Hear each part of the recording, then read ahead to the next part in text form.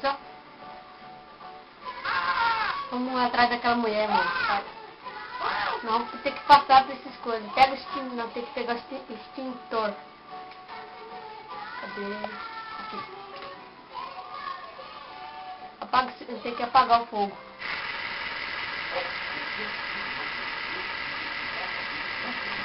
Apaga logo o fogo. Vamos subir. Tá preto, hein? Pelo amor de Deus. O que nós vamos ter que encontrar aqui? Olha, uma porta de fogo. Vamos salvar aquela mulherzinha lá. Venha! Corre, sem poder! Tá caindo tudo! Vamos! Tem que dar um coice naquela mulher pra ela vir. Ô, mulherzinha chata, hein? Vem logo! Vamos! Apaga! Vambora! Vamos! Vamos, apaga! Corre! Vamos ter que correr! Corre!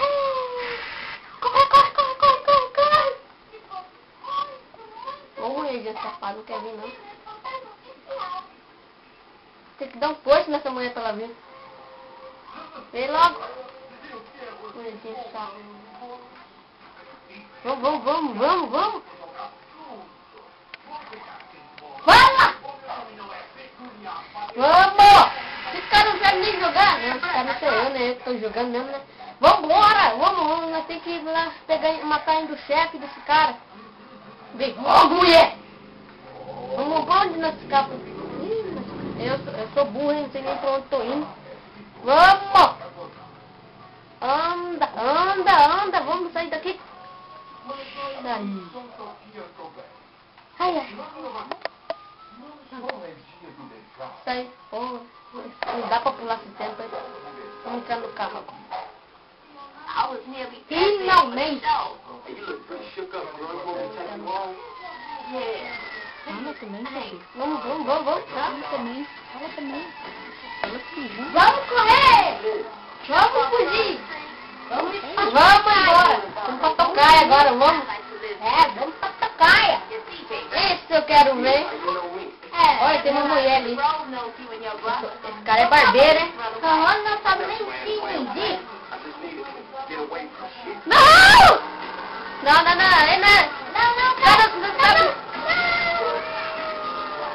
Não sabe nem dirigir um carrinho, ó. Olha aí, rapaz! Que cara? Esse cara bebeu o quê? Bebeu fortinho? Tudo detonado lá no chão, ó. Cara barbeiro. Cara safado. Cara de pau aí. Esse cara vai detonar o carro dele. Comprou um carro novinho pra mulher. Não comprou não. Roubou um carro pra mulher e detonou o carro em 5 minutinhos só. Safado. Safado. Sai, ó. Vambora, sai. Seguir.